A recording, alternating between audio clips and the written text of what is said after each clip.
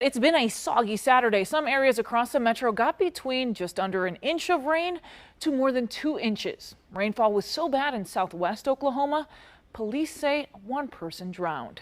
And with those impacts varying, we broke it down to you by area. We're starting off with Norman. Here's what Storm Command saw there after more than 2 inches of rain just today. Storm chasers Michael Armstrong and Amanda Benton, along with reporter Olivia Hickey and a viewer, showed us heavy flooding close to the metro. Olivia says the water was so high there it came up to right under her knees. Multiple roads also closed. Over in Moore, Mike got this video. Lots of water on I-35 northbound around 12:15 this afternoon.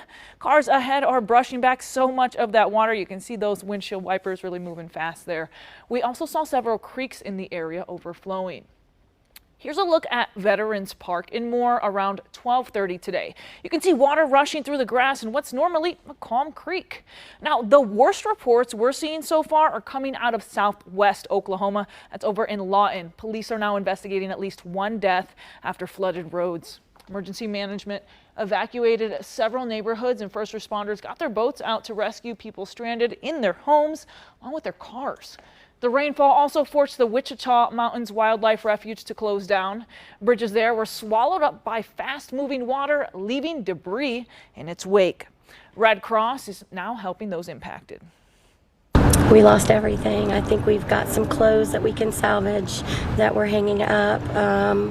We have maybe a few valuables that were high up in china cabinets, things like that, family heirlooms that we were able to save. But as far as anything that we're going to be able to use for a home, we lost everything. Weather reports are showing Lawton received 5 inches of rain just today.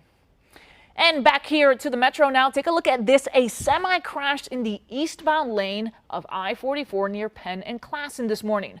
Our storm chaser got this video. We're still working to learn if anyone was hurt.